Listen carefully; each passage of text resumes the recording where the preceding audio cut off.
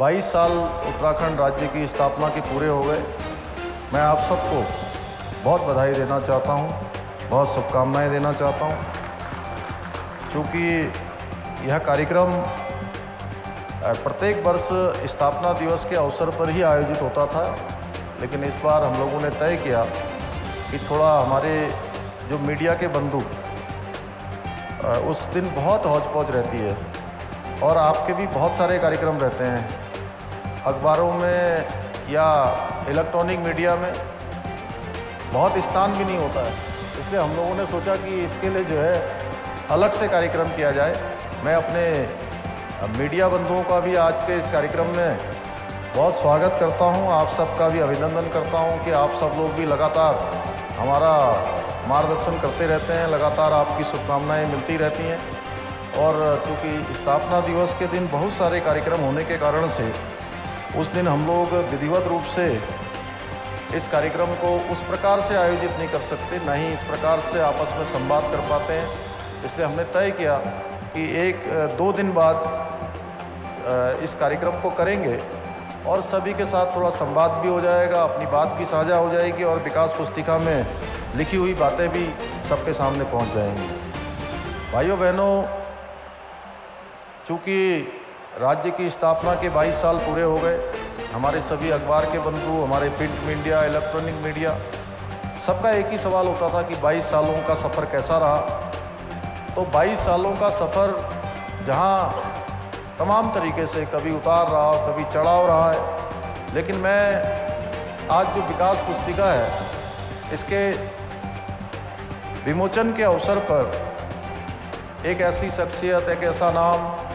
उनका स्मरण अवश्य करना चाहूँगा, श्रद्धेय अटल बिहारी वाजपेयी जी का, कि जिन्होंने उत्तराखंड राज्य के गठन को अपनी सरकार के समय में उन्होंने सहमति प्रदान की और उत्तराखंड राज्य का गठन किया। बहुत सारी, चूँकि हम सब लोग जानते हैं, इसमें से अधिकांश लोग उत्तर प्रदेश के समय में अभी भी हमारे सर्टिफिकेटों में सभी में किसी हाई स्कूल के हों, इंटर के हों या ग्रेजुएशन, पोस्ट ग्रेजुएशन के हों। मैं नई लोगों की बात नहीं कर पाया, पर मनवीर चौहान बैठे हैं, पता नहीं इनके सर्टिफिकेट में क्या लिखा है, लेकिन हमारे सारे सर्टिफिकेटों में और ये मंच पर जितने लोग बैठे हैं सबके शायद उत्तर प्रदेश ही होगा ज़्यादातर। तो उस समय जब हमारा राज्य बन रहा था तो मैंने देखा कि जब मैं कभी बिजनौर जाता था, कभी सहारनपुर जाता था, कभी रामपुर, मुरादाबाद, पीलीभीत, बरेली आसपास जाता था, तो वहाँ के लोग भी कहते थे कि हमको भी क्या उत्तराखंड में मिला सकते हो क्या, हम भी उत्तराखंड में शामिल होना चाहते हैं। तो मैं अपने मीडिया बंधुओं से भी कहना चाहता हूँ,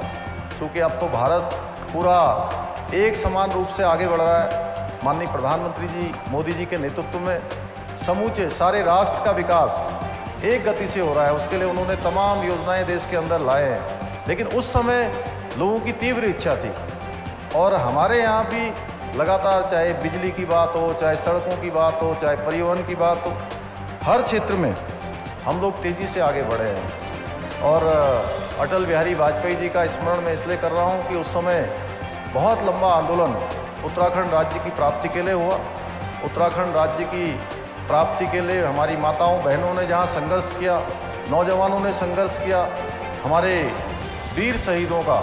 बहुत बड़ा योगदान इस राज्य के निर्माण के लिए उनका हुआ। जिन लोगों ने हंसते हंसते, मैं कहूँ हंसते हंसते अपनी जवानी, अपनी जिंदगानी दांव पे लगा दी और शहीद हो गए, हमेशा हमेशा के लिए उत्तराखंड राज्य बनाने का सपना लेकर हम सब के बीच से ऊपर चले गए। उन सबको भी मैं नमन करना चाहता हूँ इस अवसर पर। और आज माननीय प्रधानमंत्री मोदी जी के मार्गदर्शन और नेतृत्व में जहाँ हम लोग तेज़ी से आगे बढ़ रहे हैं, हम लोग तेज़ी से विकास के एक नए युग की ओर बढ़ रहे हैं। और मैं कहूँ तो उत्तराखंड सच मायने में नए संकल्पों के साथ, नए संकल्प लेकर एक नई उड़ान भरकर आगे बढ़ने का हम सब लोग एक प्रयास कर रहे हैं। उसमें सभी का सहयोग मिल रहा है, सभी की शुभकामनाएं मिल रही हैं और हम लोगों ने सरकार के स्तर पर बहुत सारे काम, अब उसमें मैं विस्तार से जाऊंगा तो काफ़ी लंबा हो जाएगा, लेकिन सभी विभागों ने अपनी अपनी योजनाएं बनाई हैं, अपने अपने रोड मैप बनाए हैं और बहुत सारे कार्यक्रमों का तो अभी यहाँ पर कई सारे ऐप, चाहे वो ITDT द्वारा बनाए गए हों या हमारे परिवहन विभाग ने बनाए हों या पंचायती राज विभाग ने बनाए हों, अन्य विभागों ने बनाए हों, उन सब का यहाँ पर अभी हम सब लोगों ने यहाँ से उसका लोकार्पण किया, उसका उद्घाटन किया। मैं कहना चाहता हूँ अपने अधिकारीगणों से भी, ये ऐप